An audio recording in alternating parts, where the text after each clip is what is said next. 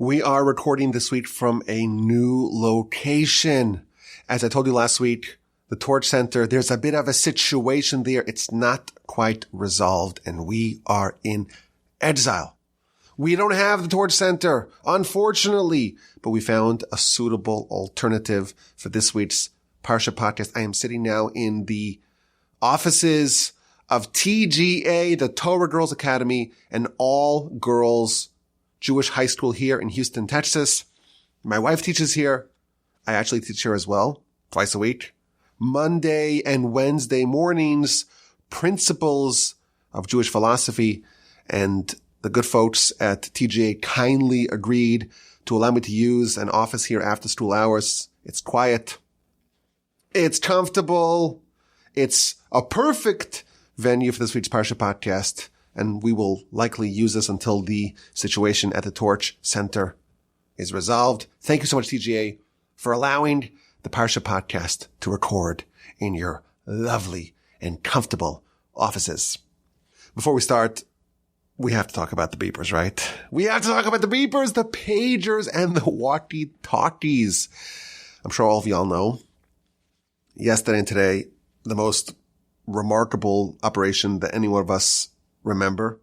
Absolutely sensational all across Lebanon yesterday. At the same time, all the Hezbollah terrorists that were given special secure beepers by Hezbollah all at once exploded, and it created a big blow to this terrible organization that is dedicated to the destruction of Israel, that has been indiscriminately shooting thousands upon thousands of rockets against Israel, that has forced tens of thousands, almost 100,000 people to be exiled, to really be exiled from their homes and from their lives and from their businesses. And in one stunning, unprecedented, remarkable, sensational operation, thousands upon thousands of these terrorists were attacked. They were attacked. It was targeted. It was surgical. One of the most remarkable operations. We'll tell our grandchildren about this if we are fortunate enough to have grandchildren and to be able to speak to them. And I have to say, I'm not so proud of it, but I saw some of the memes, and I have to admit, they elicited a chuckle. I chuckled. Okay, fine. I laughed. But in all seriousness, this was a remarkable feat of intelligence, of espionage. They managed to get the shipment of beepers, of pagers, 1980s technology that was destined for the terrorists. They put a little explosive in it, and then all at once, it just blew up all at once at 3:30 yesterday. And I imagine that in addition to placing explosives in these beepers, I imagine whoever did it, we don't know who did it. It could be the Israelis, but who knows? Maybe it's the Indonesians, or maybe it's the South Africans. We don't know. We don't know. Whoever did it, I imagine they also put some monitoring technology, listening into their communications, trackers. I'm sure they know where all these people live, where they've been traveling to, where they meet. The timing is a bit curious. Why they did it now? It's a question that people have been asking. Is it to deter escalation? Is it a shot across the bow? Is it a prelude to further attacks? Maybe the vulnerability was discovered and it was now or never, but it's just an amazing thing. And it brought a lot of joy to our people in a time where there's a lot of difficulty to find joy. Yesterday, the pagers. Today, the walkie-talkies. And just saying that word makes me happy. Walkie-talkie. The walkie-talkies, they explode, and it's only the terrorists and no civilians, no quote-unquote innocent civilians. And I think it's a nice lesson for everyone in the world to know you cannot attack Jews without fear of retribution. Jewish blood is not free. But not to be killjoy, even though it's sensational, it's remarkable, it's dramatic. I was telling one of my friends today, like in the next week, there's a possibility that there may be like a full-scale war in the north. So yes, this is a dramatic operation, and it's just again, surgical pinpoint, only attacking the terrorists. Amazing. But we don't know how this is all going to end. So we cannot stop our prayers and our studies and whatever we're doing to try to help the effort, each one of us in our own way. And of course, we can't forget about all the suffering and all the hostages and all the people on our side, all the Jews that were killed and were dispossessed and were injured and suffered in a manifold of ways. And again, even yesterday, it was happy news. It was delightful news. But amid all the joy and all the delight of this unprecedented operation, there were 4 soldiers that were killed in a booby-trapped house in Rafiach. So yes, we can celebrate the success whenever our enemies try to kill us. When they're stricken, we are happy. But nevertheless, we're not so exultant quite yet. But I did have a thought, a beeper-related thought that I wanted to share with you. In a couple of weeks, we're going to have Rosh Hashanah and then Yom Kippur. And the focus of the prayers on Rosh Hashanah and Yom Kippur is looking forward to the future time where God is king over the whole world. And there's no more imposters. There's no more usurpers on his throne. Today, God is a king, sure, but there are other kings vying for that throne. There's the Yetzer Hara, the evil inclination that serves as a king, that many of us, all of us to some degree or another, genuflect and bow before and prostrate towards. And we contrast in the prayers, the Melech Elyon, the lofty king, the king of all kings, and the Melech Evyon, the pitiful king, the faux king, the pretender, the imposter, the usurper. And we talk about the future times where all the evil will be destroyed. And there's a line that I thought of. V'chol harishan, all the evil, kula, all of it, ke'ashan tichla, will dissipate, will be destroyed like a puff of smoke. There's a time, please God, in the near future, where all evil is expunged from the world. We call that the Messianic era. And like a puff of smoke, all evil, kol harisha, all the evil, kula, all of it, like a puff of smoke, will just disappear. And I'm thinking we have this almost a small picture of what that looks like. There's thousands upon thousands of terrorists that are dedicating their lives to kill Jews. That's what they're doing. That's what their mission, that's what their charter is. That's what they are all about. And they're scattered throughout the land. And in one stroke, 3:30 local time, with a puff of smoke, boom, they're all attacked. And evil, at least a modicum of it, is eliminated. And I think it's helpful for us to think about this. There's going to come a time where this is going to be, we don't know exactly how it's going to play out, but something like this on a scale 1,000 times larger, 1,000,000 times larger, all evil, with a little puff of smoke will disappear. And we hope that we're fortunate enough to witness that and to be present in those times and to be able to actually be joyous at the downfall of all the evil and to witness God being one and his name being one. It's Parshas Savo, and it's a tough Parsha. It's a tough Parsha because we have the admonition, the harsh, the fierce, the devastating, the downright depressing litany of curses. In the event that we follow the Almighty in his Torah, we hearken to him. We adhere to him. We commit ourselves with full devotion to what he wants of us, what he instructs us, what he commands us, to his Torah. Then we will be the recipients of great blessing in all different ways.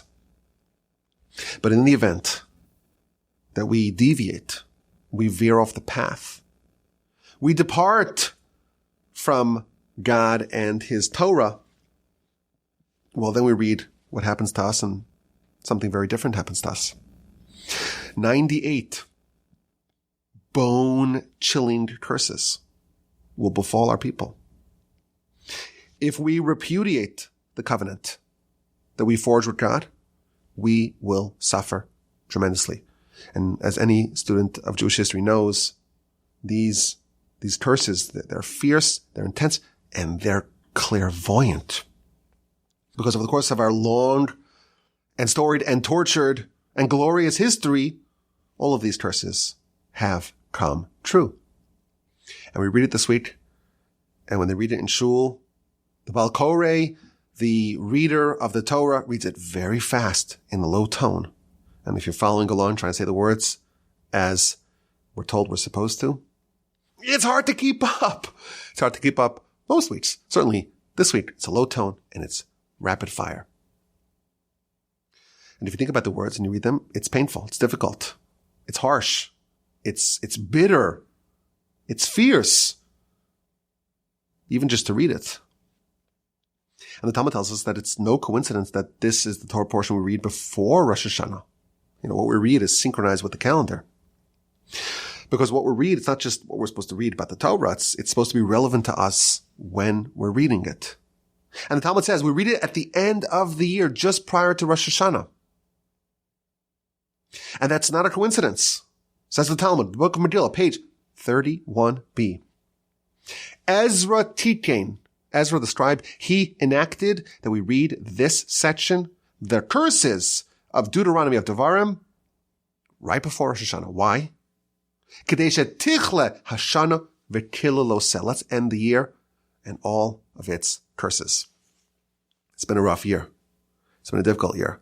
It's been a year where we've really, as a nation, we've witnessed a lot of curses. We've endured a lot of curses. And yes, of course, we've been blessed as well. But collectively, there's been a lot of pain, a lot of suffering. And we hope that this Parsha, we're getting rid of it. Let's get rid of all those curses before the end of the year. It's almost like, people who paid their deductible. And it's December or November, all sorts of elective medical needs are addressed. Why? Because we already got all the pain. Let's get rid of it all before the end of the year. Let's exhaust all the curses at the end of the year. And when we begin the year, it should be only blessing. It's true every year, and it's especially true this year. We hope that next year brings us only blessing, only goodness for all of us. And in this Parsha podcast, I want to focus on a theme found throughout the Parsha and really throughout all of our religious Jewish life. It's a central idea. It's an idea that we mentioned a bunch of times in the past, but it comes across many times in our Parsha. It's central to the life of a believer, and it's worth revisiting. As we mentioned, the main subject of our Parsha are the blessings and the curses. And truthfully, we have the blessings and the curses in the future when the nation crosses over the Jordan. You got to go to these two mountains, Mount Gerizim, Mount Ebal, and half the nation's on one mountain, half of the nation is on the other mountain, and we have blessings and curses.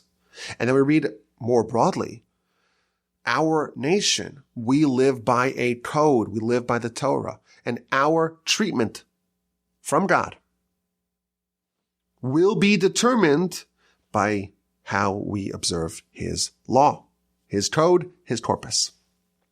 And again, it's the harshest part of the Torah. The admonition, as it's known, the tochacha, it's fierce, and we read all the awful, awful, awful things that will happen to us if we abandon God and his Torah. And of course, they read it fast, and it's hard for us to follow, but we are supposed to read it. And it's supposed to get our attention. And the question I want to pose is, what are we supposed to learn from this? How are we supposed to try to process this? What's a way of thinking about this? What's the takeaway for us? And of course, the larger takeaway is, well, do whatever you can to avoid such a fate. But how are we supposed to think about all the suffering that our nation has endured throughout our history? So I want to suggest a way of thinking about an idea. It's a bit aspirational, but it's found in so many different ways and so many different places and so many different citations in our literature. It's definitely true. And yes, it is aspirational, and that's okay, as we shall see. We're trained that when something bad happens to us, when something difficult, painful, challenging happens to us, or even when something good happens to us, but it's not fully good, it's got some negative elements to it as well. We're trained in our literature. And really, if you have a broad, expansive retrospective of history, in our history, that there's nothing that God gives us that's ultimately for our detriment. It's always, always, always, always truly for our benefit, even if it seems otherwise. The classic teaching of the Talmud tells us when something good happens, you have to make a blessing to thank God. And when something bad happens to you, this is what the Talmud says, you have to bless God. Something good happens, something bad happens, it's the same. Both of them, you have to bless God. And the reason the Talmud says is because they're both good. And the good thing that happens to you, it's good. And it's obvious to you that it's good. And the bad thing that happens to you, it's good. It's just not obvious to you. But it's just as good as the good thing. And therefore you have to bless God just as you bless God. For good things, you bless God for bad things. And Talmud illustrates this with an iconic episode of Rabbi Akiva. We've said the story before. Every Jewish child knows the story. Rabbi Akiva, he was traveling, and he was looking for a place to stay overnight, and no one wanted to give him a room, so he was forced to go with his possessions, his rooster, his donkey, his candle. He was forced to sleep at the field. But Rabbi Akiva had a motto, he had a mantra, he had an aphorism, he had an axiom. He had a favorite adage. Kol da'avid Rahman l'tav avid. Everything that God does is for the best. So I'm denied lodging and I'm forced to sleep in the field. Can you imagine the great Rabbi Akiva, the greatest sage of the era? And no one offers him a place to stay, can't even sleep on the couch. He's forced to go into the field. Could you imagine what a disgrace? Rabbi Akiva says, no. This is good. I don't see how it's good, but I know it's good. And he's out in the field, and at least he has his candle, and he has his rooster, and he has his donkey. But they all go bad. The wind comes and extinguishes the candle, and a jaguar comes and eats the rooster, and then a lion comes and eats the donkey, and he's left with nothing. He's out in the field, no lodging, and his possessions have been destroyed. And every time he says, Kol de'avid Rahman l'tav avid, everything God does is for the best.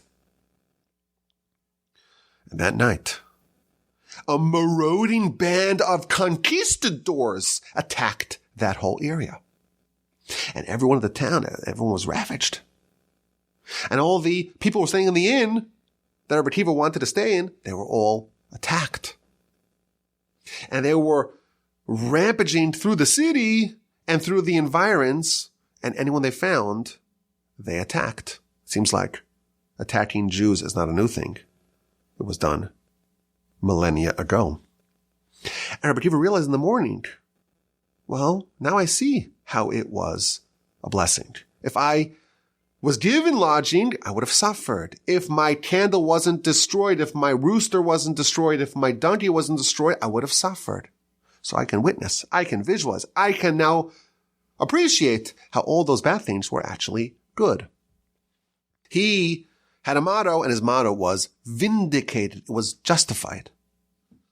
Now the motto is still true. It's rare for us to see as clearly as Rabbi Akiva did how it was ultimately for his benefit. But the Talmud declares, and again, this is a thing we find many places in the Talmud, everything that God does for us is for our benefit. God loves us more than a parent loves a child. There is no way that God would do something that's to our detriment. Now, sometimes we don't see it. We don't appreciate it. We have to bless it nonetheless. You got to bless for the bad as if it was good, because it actually is good. Rabbi Akiva, he had this motto, and he was given a little window to show, oh, you're actually right. But even when we're not shown that, it is ultimately for our benefit. The Parsha begins with the mitzvah of bikurim, the first fruit. You arrive at the land, the temple's built.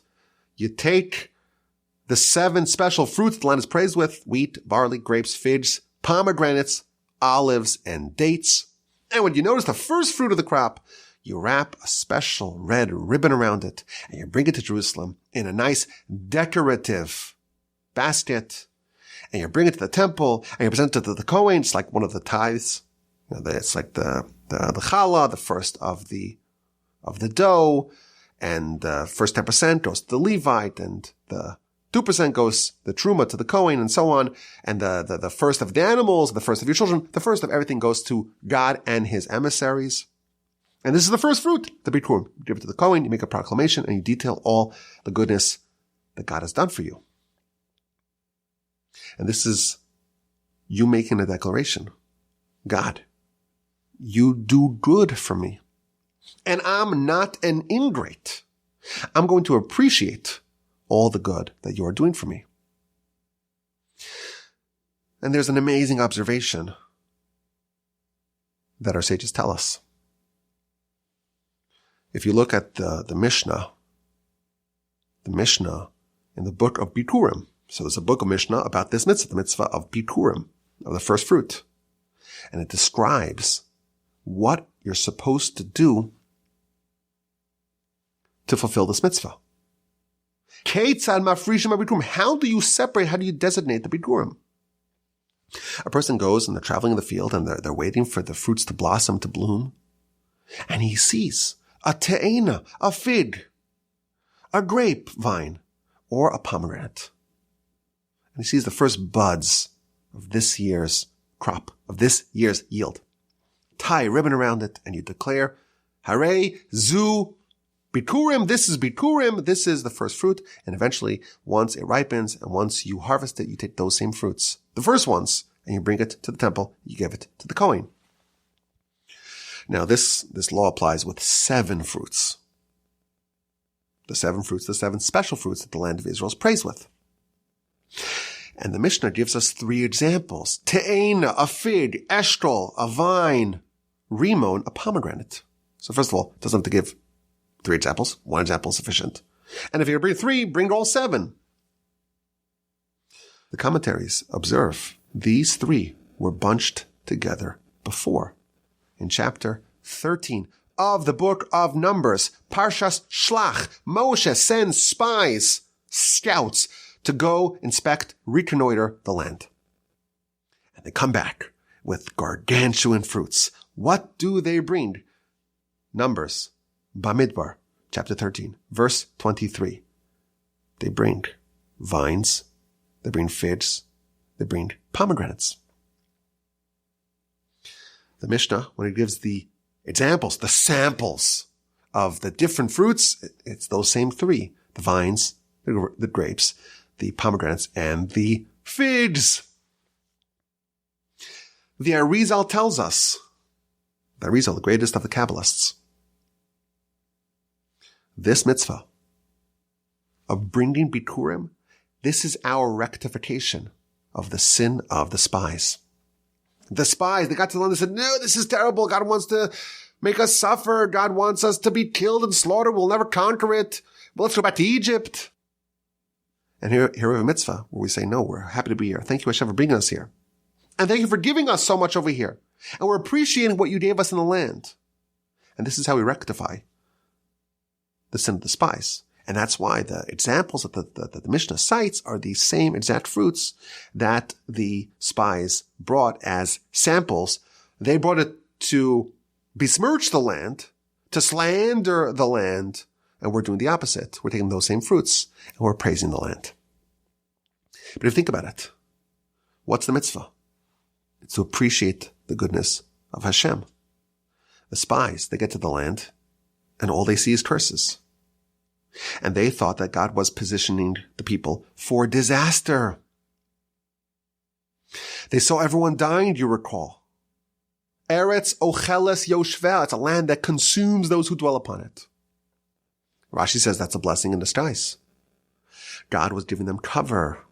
Everyone's dying. No one's going to notice these 12 Israelites going inspecting the land.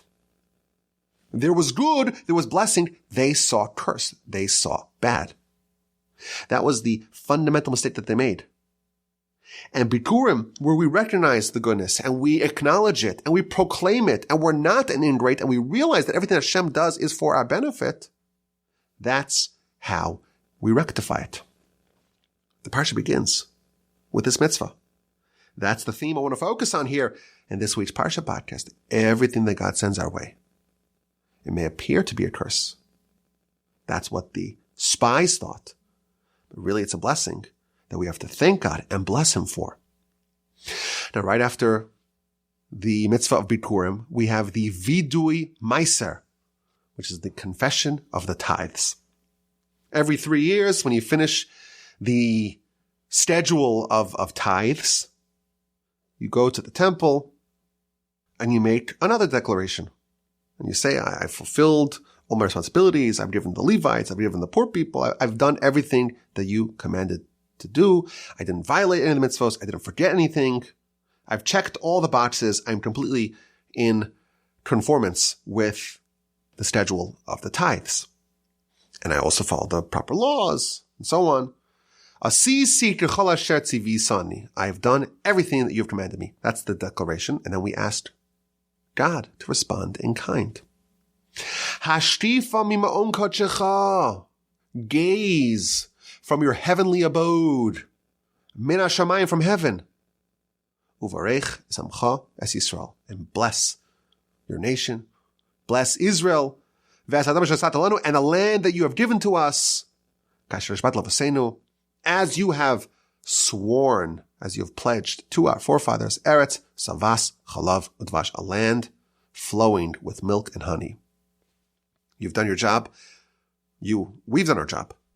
We brought all the tithes, and we followed all the scheduling. And year 1, which is the first tithe, and the second tithe, and the year 2 is also first tithe, second tithe. Year 3 is the first tithe and the tithe for the poor people. We've done all the tithes properly, and we're asking for you to gaze from heaven. Hashtifa mima'on kadshecha, gaze from your heavenly, your holy abode from heaven, and bless us. Now, this word hashtifa means to gaze, to overlook. And Rashi tells us, it's a word that doesn't appear very often in the Torah, but it usually connotes misfortune. For example, in Genesis chapter 18, when the angels, they went to Abraham, he thought they were people, he fed them, and then after they finished with Abraham, they went to the city of Sodom and Gomorrah to destroy it. And the verse says, Vayashtifu, and they gazed upon the cities of Sodom and Gomorrah. They set their gaze upon it. That is a different type of gaze. That was a gaze that connotes punishment. An evil gaze. A gaze of misfortune. There's only one time in all of Scripture where the word hashtifa or vayashtifu, that word, it's positive. And that's in our Parsha, chapter 26, verse 15 of the book of Devarim, Parshas Savo. Hashtifa mima'on kadshecha, gaze from your holy abode from heaven and bless us. And I heard something very interesting in a Torah lecture this week. This word, it usually connotes misfortune. Here's the only exception where this word hashtifa connotes a blessing. Why is there blessing in this word, in this verse? Do you know why? Hashtifa mima'on kadshecha min hashamayim, gaze from your heavenly abode, from heaven. Hashtifa, it connotes misfortune unless you're looking down, you're gazing down from heaven. If you were to look from here, you may see misfortune. And that's what the word hashtifa means. It's misfortune. Look what's happening. But anytime the word hashtifa means from heaven, from the heavenly above, from God's perspective, so to speak, it's positive. The word hashtifa, is it negative? Is it positive? It depends. From our vantage point, it may be interpreted as negative, as a punishment, as misfortune. But when it's min hashamayim, when it's from heaven, when it's from God's perspective, then it is a blessing. And this principle is the same idea. The spies, well, they thought there was curse, there was misfortune. But from heaven, from God's perspective, it was a blessing. From the perspective of God, it's always blessing. When we read the blessings and the curses, the Talmud tells us we have to bless God for the blessings and we have to bless Him for the curses. And again, as I warned you, I gave a disclaimer. This is a bit aspirational, but on a conceptual level, on a theoretical level, on a philosophical level, we are taught, we're trained to believe that good and bad are just two flavors of good when it comes from heaven, of course. This does not mean that other people can't do evil. When it comes from heaven, it could be a blessing, it could be a curse, but actually from the perspective of God, it's always a blessing. I want to fast forward to the end of the Parsha. Chapter 28 is the most difficult chapter in the whole Torah to read. And again, it's read fast, it's read in an undertone, and if you read it and you translate the words, it's very painful. And that's compounded if you have a sense of Jewish history. But chapter 29, it's a very interesting set of verses. Moshe calls all of Israel. And he makes a statement. Listen to the statement. Atem re'isem, you saw what God did before your very eyes in the land of Egypt to Pharaoh and to all of his servants and to his entire land. He's going back to Egypt and he says, you saw something very special. Hamasos hagdolos, the great miracles that your eyes saw, the signs and the wonders, the great wonders. Think about what it was like. It's a callback to Egypt, right? 10 plagues, miracles, splitting of the sea, death of the firstborn, manna. It's just been an incredible ride. And then Moshe, verse 3 of chapter 29, he says something fascinating. V'lo nasan Hashem lachem, and God did not give you leiv ladas, a heart to understand, einayim liros, eyes to see, ears to hear, until this very day. You witnessed great things. You witnessed incredible things that happened to Pharaoh, to Egypt, these great miracles, these wonders, and these signs. But you didn't have the heart to understand, or the eyes to see, or the ears to hear until today. You didn't get it until today. Now, this is at the end of the 40 years. So it's been 40 years since the Exodus. And Moshe actually addresses that in verses 4 and 5 and so on. It took you 40 years to get the message of those miracles. Now you understand it. Today you understand it. But yesterday and the preceding 40 years, you didn't have the heart to understand and the eyes to see and the ears to hear. You didn't get it. You read Rashi. It's just absolutely fascinating what Rashi says. Rashi says that Moshe is giving them a compliment. It's a compliment. Maybe it's a backhanded compliment. He's saying what you didn't get until now, and now you finally understand. What did you not understand? You didn't recognize the kindnesses of God, and you didn't want to cleave to Him. And then Rashi explains what happened on this day. Till this day. Today everything changed, but until now you didn't understand, you didn't recognize, you didn't have the heart to understand, and the eyes to see, and the ears to hear the kindnesses of God, and you didn't want to cleave to Him. Until today. What happened today? So Rashi says, first of all, Rashi says, this is what I heard. He's saying, this is the interpretation that I heard. On that day, the day that Moshe is speaking, the day where they had this transformation, when they finally got it. On that day, Moshe delivered a Torah scroll to the Levites. Rashi says this is actually told later on in the Torah. In chapter 31, Moshe gave the Torah scroll to the Levites. Moshe's been teaching Torah for 40 years, but he's been teaching the oral Torah. The written Torah is only delivered at the end of the 40 years. And on this day, the day that Moshe is referencing in our verse, chapter 29, verse 3, that was the day that Moshe gave the written Torah, the Torah scroll, to his fellow Levites. And the Israelites, they came to Moshe. And they said to Moshe, Rabbeinu, Moshe, our teacher, why are you giving the Torah scroll to the Levites and not to us? We also stood at Sinai. We also accepted the Torah. We also had the Torah given to us. Why are you making your fellow Levites supreme over us? And maybe tomorrow, sometime in the future, maybe they'll say, we have the Torah and not you. The Levites may say, well, Moshe gave us the written Torah, the Torah scroll, and he gave it to you, so obviously the Torah is ours and it's not yours. We are demanding, say the Israelites, we're demanding the Torah. That's what happened on this day, the day of the transformation. V'samach Moshe al hadavar. And Moshe was happy on this matter. I was thinking today, I don't remember any other time that Moshe was happy in the Torah. It's a good trivia question. Where in the Torah was Moshe happy? Rashi tells us, chapter 29, verse 3 of our Parsha Savo, of the book of Devarim, Deuteronomy.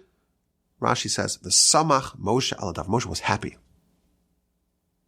And regarding this, the same day, where the people are demanding the Torah, he says, he had said to them, meaning a few chapters earlier, he said, Hayom hazeh nihiyesa la'am. On this day, you became a nation. Chapter 27, earlier in our Parsha, Moshe tells the nation, on this day, Hayom hazeh, today, the same day, same day Moshe delivered the Torah scroll to the Levites, and the nation demands it. This is the day where they finally have the heart to understand and the eyes to see and the ears to hear. This is the day that they became a nation. Hayom hazeh hivanti. Today I understood that you want to cleave to God. You're desirous of God. An amazing comment here in Rashi.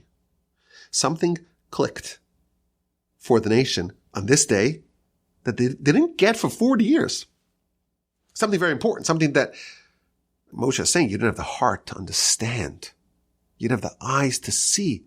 You didn't have the ears to hear. You didn't process all those incredible miracles and wonders and signs.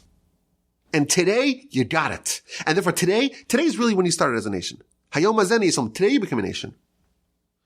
Notwithstanding all that the nation witnessed for 40 years, on some level, Moshe is telling them that you weren't a nation. And what did you not recognize? You didn't recognize the kindnesses of God. And you did not seek to cleave to him. For 40 years, the nation was still resistant to God. For 40 years, the nation did not recognize the goodnesses of God. And yes, they had the Torah, and yes, they had the mitzvos, and yes, they were officially, nominally a religion of God. But they may have thought the Torah was a bit of a burden. It's a bit of a nuisance. It's a hassle. I'll do it because it's true, because otherwise I'll get punished, because otherwise I'll be an outcast. Because this is what we do. But they didn't recognize that this was all a gift from God. All kindness from God. And something very dramatic happened on this day. Something that made Moshe glad. He was happy. The nation comes in and says, we demand the Torah. They came begging for Torah scrolls. And Moshe is delighted. And up to this point, he tells them, you didn't have the heart to understand. You didn't have the eyes to see. You didn't have the ears to hear. You failed to see the kindnesses of God. You didn't realize that everything Hashem did for you was all because he loves you and wants to give you goodness and kindness and benevolence. For 40 years, he was still a little bit resisting. You weren't fully open to it. You didn't quite realize that it's all for your benefit. Until today, on this day, on that day, they became a nation. They realized, they got it, They've been seeing the miracles nonstop, and they finally got it. They finally became a nation. They finally realized what it's all about. The Almighty loves them and just wants to do goodness and kindness for them. And it's all for our benefit.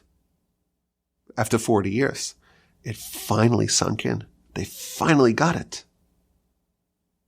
Everything is for their benefit. Everything's for our benefit. All that we get from the Almighty. It's all good. You think about what we're trying to do. We're trying to teach Torah. We're not crusaders trying to spread Torah. We have to realize that the Almighty is giving us bread and air and oxygen and life and gold and pearls and water. Those are all things, by the way, that the Torah is compared to. It's the greatest gift ever given to mankind. It's only good, no bad. And the nation, notwithstanding the miracles, the sign of revelation, the Exodus and the manna, it took them 40 years to get it. Up to that point, they didn't have the heart, they didn't have the eyes, they didn't have the ears. They were still a bit stiff-necked. Now, I find this fascinating for all sorts of reasons. Obviously, question number one is, what took them so long? Why didn't they get it for 40 years?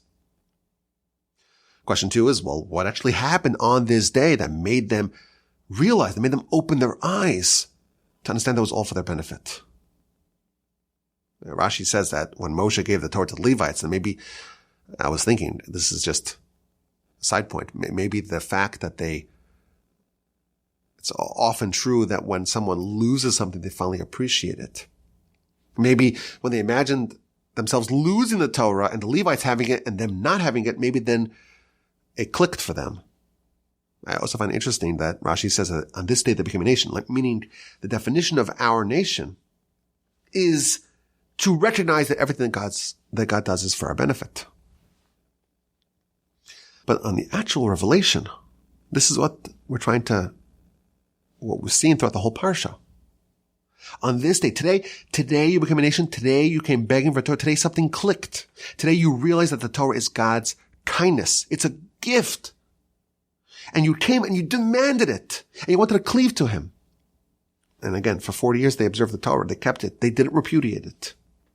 But only now did they realize that it's completely for their benefit. It's completely good.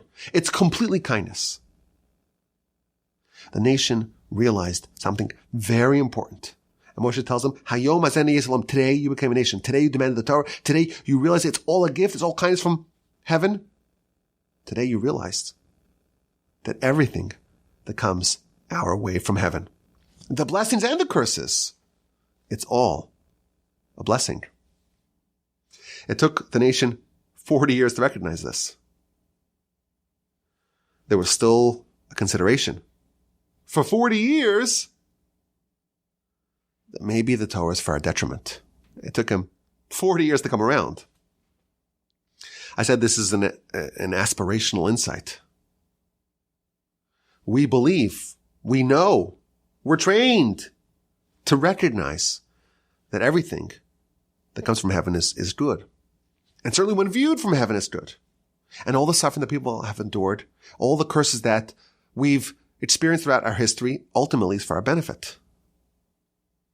But it's still hard for us to come to terms with it.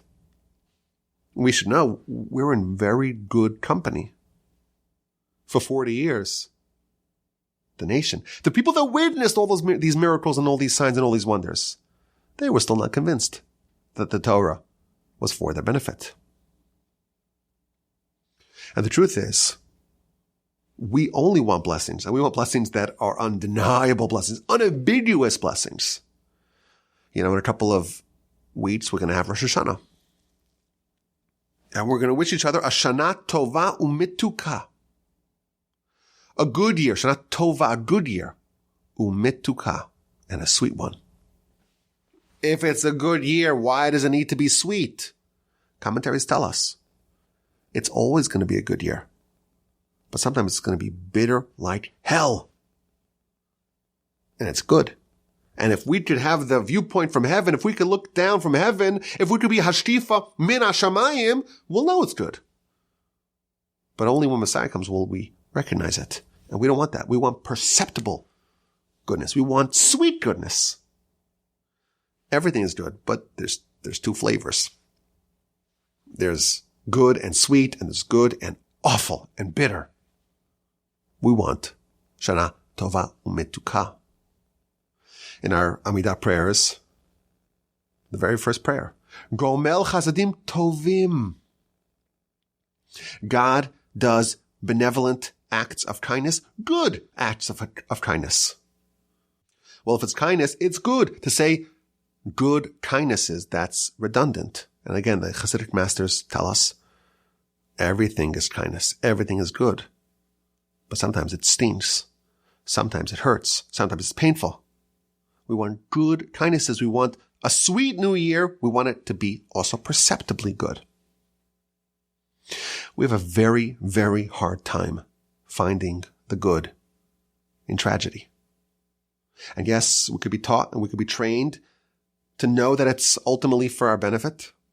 And yes, if we could gaze down from heaven and we could see the world from the perspective of heaven, we would know it. And even when there's no apparent silver lining, we believe and we trust that it's only for our good. But nevertheless, it's very hard for us to see it now. And the verse tells us in the future, when God restores Zion, we'll be like dreamers. Az yimale schok pinu, and then our mouths will be full of laughter. Then there will be a time where we're going to be brought up to heaven, so to speak, and we'll be privy to that viewpoint. And then our mouths will be full of laughter. Now, it's impossible for us to perceive that fully. Rabbi Akiva was given a little window. That was his mantra. That was his adage that he lived by. That was an aphorism that he constantly told the students.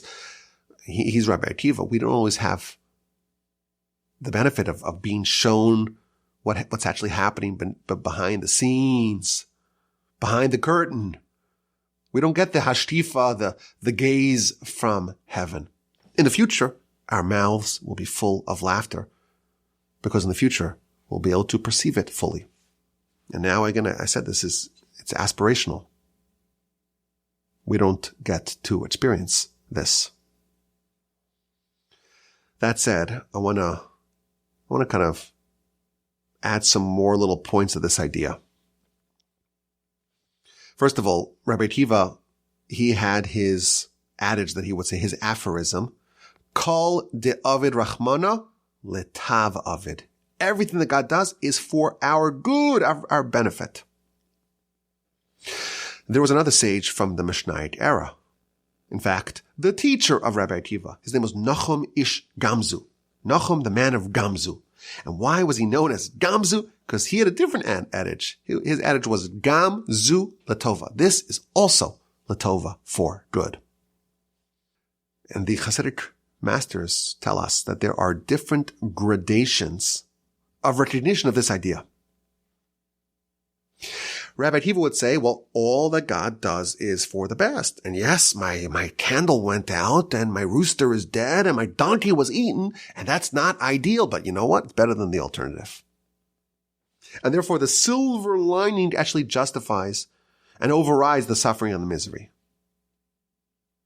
Nachum Ish Gamzu, he had a different aphorism. Gamzu Latova. Even this is for good. Rabbi Akiva, his perspective, you could say, well, it's bad, but it's better because look at all the other good things that outweigh the bad. His teacher had a different perspective.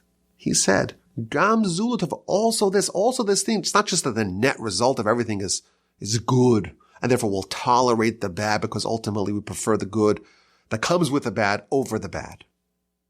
He says, no, Gam Zulatov, even the bad. If you have the gaze from heaven, if you have the hashtifa, the gaze from shamayim, from heaven, even the suffering is good. And to wrap up, I want to share with you an idea that I proposed in the past, but it relates to what we spoke about last week in the Parsha podcast. And when I looked over my notes and I saw this, I said, this is something I mentioned, 3 or so years ago. Most of y'all probably forgot it. Okay, let's be honest, okay? Do you remember what I said 3 weeks ago? I don't even remember what I said 3 weeks ago. So I don't begrudge anyone that forgets what I said 3 weeks ago. Certainly not 3 years ago. But if you've heard it, it's okay. It's been 3 years. It's past due for us to revisit it. And it relates to what we said last week. So I figure it's worthy of mentioning it because it also relates to our subject, this very important subject. Everything that God does is for our benefit.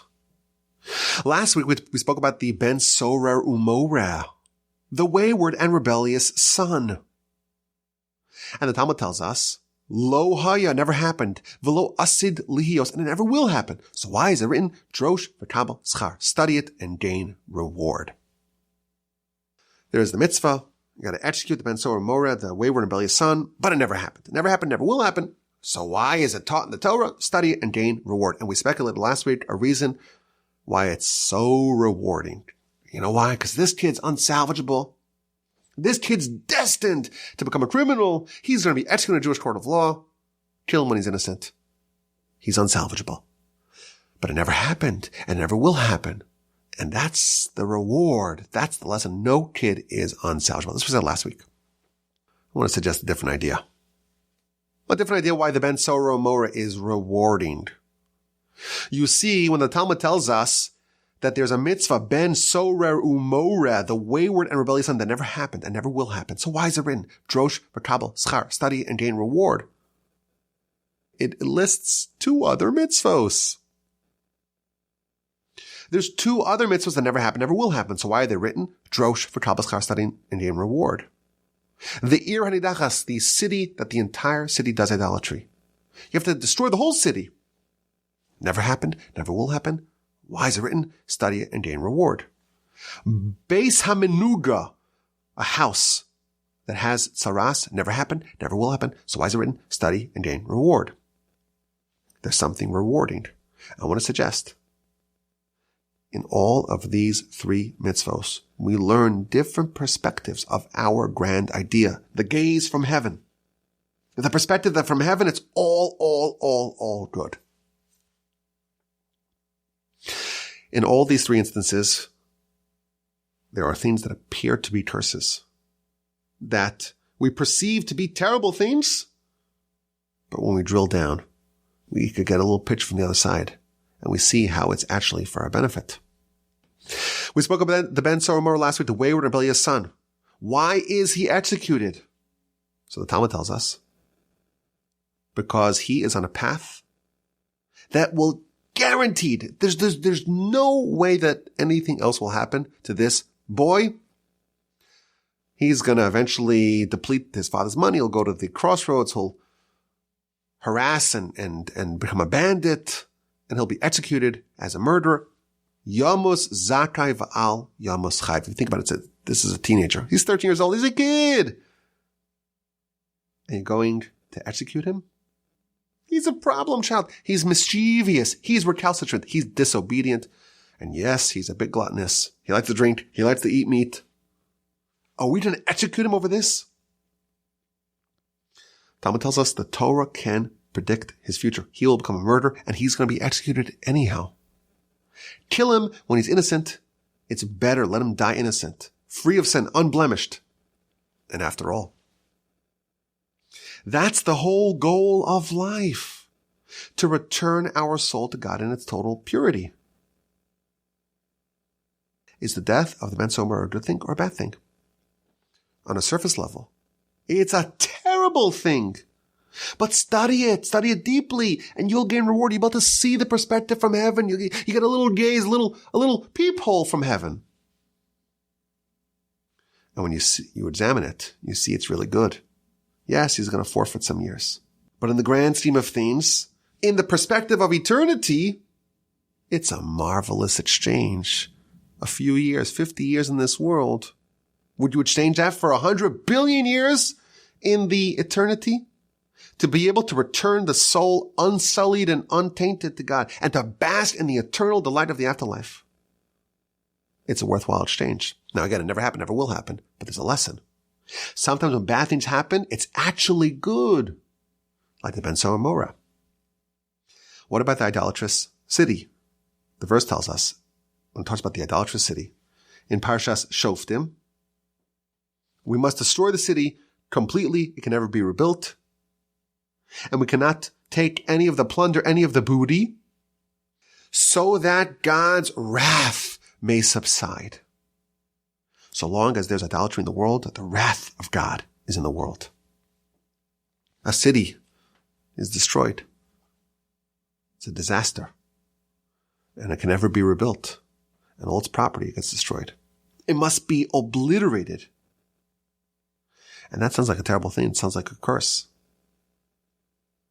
But Rashi tells us, the verse tells us, that this will quell God's wrath. When there is idolatry, God has anger not just on that city, but on the whole world. That city is like a cancerous tumor, spreading death and divine anger to the whole world. If someone, God forbid, has a cancerous tumor that's metastasizing, and you have to lop off part of their body, it's a terrible thing. But it's the best thing in the world. Yes, you're destroying the city. And yes, you're obliterating its memory. But that's excising the malignant cancer from the body. It appears to be a curse. It's actually a great blessing. Now again, never happened, never will happen. But that's a perspective that's very rewarding. And there's a third example, the tzaras on the house. You remove the stones, you dismantle the house. Think about it. You move to Israel, you get the new house. This is your ancestral homeland. This is where you live, your grandparents lived, and your great-grandparents and your great-grandchildren lived. This is part of the land promised to you by God. And you gotta move out, and you're ashamed, and you're shunned, and everyone sees you gotta take all your furniture out of your house, and they have to bulldoze the house. And where are you gonna live? Where are you going to go? And you can't even build on that land. You can't just buy a new one because this is the ancestral homeland. And the verse tells us, chapter 14 of Leviticus, when you come to the land, I will place a negatzaras on your house. And Rashi cites the Midrash. This is good news. Do you know why? Because the previous inhabitants of the land, they had gold and they had silver and they had precious gems and jewelry and diamonds. And they hid it behind the stones. And you move in and you have no idea that there's treasure lying a few feet away from you. So God is going to place a splotch, a discoloration. Is it tzaras? I don't know. You got to call the Kohen.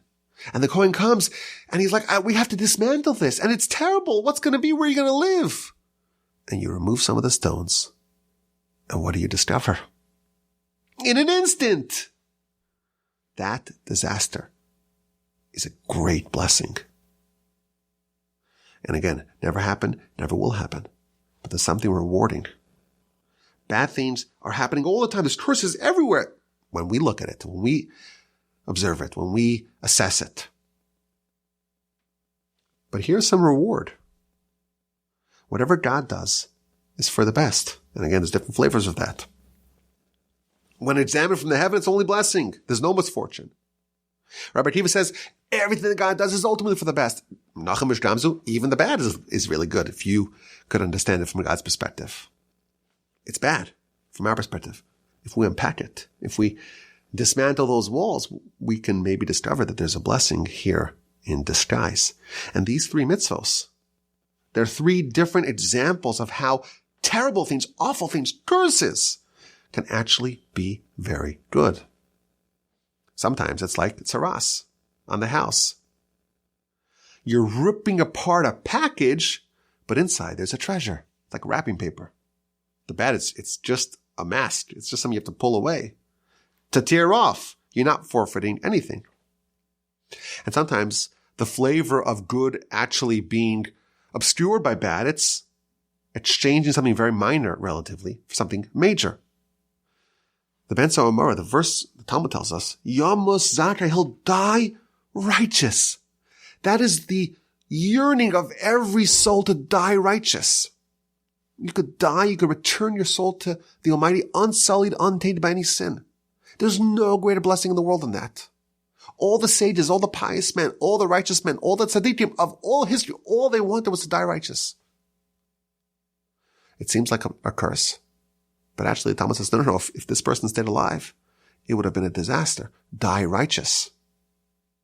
You're doing a very good trade-off. It's hard for us to process it. Again, it's aspirational, but on a conceptual level, we recognize that this is a trade-off that we'd all gladly make. And sometimes, when we eliminate a whole city, it's actually net positive, because that would have condemned all of us and everything else to be destroyed. There are 3 mitzvahs, Talmud tells us. Never happened, never will happen. And these are 3 different perspectives for how when disaster strikes, when misfortune hits, when devastation presents itself, it's painful. It's something which hurts a lot. It stings. It's a menacing cloud, but there's a silver lining. And again, the Talmud's trying to condition us, to train us, to acclimate our mind to this. And it says something very bold. Kishem shemavarchim ala tov. Just as you bless God for good, you must bless God for bad. Because it's really the same thing. There is no bad that comes down from heaven. That's a theme in our Parsha. And again, if you don't recognize this, if I don't recognize this, we're in good company. It took our antecedents 40 years of witnessing nonstop miracles to really get it. To really say, I want to cleave to God. It's all kindness from Him. Just this morning, I'll just end off with this. Of course, it's the month of Elul. We're blowing the shofar every day. I didn't bring my phone today to shachar. I didn't record today's shofar. Forgive me. But I noticed something interesting. In the Amidah prayer, we mentioned the shofar. In the blessing about the ingathering of the exiles, Tikah b'shofar gadol lecherusenu, blow a great shofar for our liberation. And I was thinking, this is the time we're trying to improve. We're trying to think about how we can grow and how we can maximize our abilities and how we could really achieve and unlock our destiny and our greatness. And I was thinking about some of the difficulties that I have personally in trying to advance, trying to move forward. And I'm thinking, maybe I'll give up this and I'll forfeit this, but ultimately it's good. When I read these words, I noticed that for the first time, we're blowing the shofar. We're heralding the arrival of Elul. We're heralding the arrival of these important days. But it's all lecherus, it's all for our liberation. When we give up something for God, we're not forfeiting for God. It's all kindness. It's just goodness. And yes, it's hard for us to appreciate that, just as it was for our antecedents. But when we're blowing the shofar, it's to liberate us. It's to unshackle us from burdens. And again, it's hard for us to perceive this. And when this curses, it's very hard for us to bless God. But this is a theme we see over and over in our Parsha. And again, we all go through difficult times. Some have painful times, some have tragedy, some have severe suffering. And our hearts are with them all. But everyone suffers on some level. That's the fate of all mankind. And again, I'm acknowledging for the 8th time, this is an aspirational idea. And our Parsha is the greatest proof of that, because again, it took the nation 40 years to come around. But it's important for us to remember, we believe. It's hard for us to really connect with, but we believe, at least on a conceptual level, everything that comes from God is ultimately for our benefit.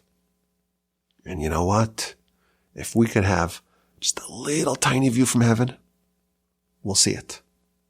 We don't have that. In the future, we will have that, and we will be laughing. Our mouths will be full of laughter because we'll finally sense it. Until then, we have to wrestle with it. And that's okay. But this perspective is important for us to retain nonetheless, and maybe, just maybe, amidst the year of very difficult challenges and apparent curses, maybe this can provide some modicum of suffering to recognize, to understand that if Rabbi Akiva was around, he would comfort us and say, this is for good. Maybe he probably wouldn't preach it to us, because if if we're resistant to it, it doesn't sound good when someone is suffering. Say, it's for good. But he said that about himself. If he was suffering, he would say that about himself. And that maybe could help some of us when we're going through our challenges. Maybe it could be of some comfort. And we hope and we pray that the curses will be all ended. End the year and end its curses. And the upcoming year should be a good year and a sweet year. And may we only witness good things and blessings. And may we come to the day to recognize that the Almighty really, really, really loves us and only wants to give us goodness and kindness. And then we're going to run to the Torah and say, we demand it, we want it. And then Moshe will be happy. I appreciate you listening to this edition of the Parsha Podcast, this aspirational edition of the Parsha Podcast. Hope you enjoyed it as much as I did. Nay, 10% of how much I enjoyed it. Take care. Have a wonderful day, a splendid, splendid, splendid rest of your week. And please God, a peaceful and productive and uplifting and meaningful and powerful and delightful Shabbos upcoming. And please God, with the help of the Almighty, we'll talk again, good health and in good spirits next week.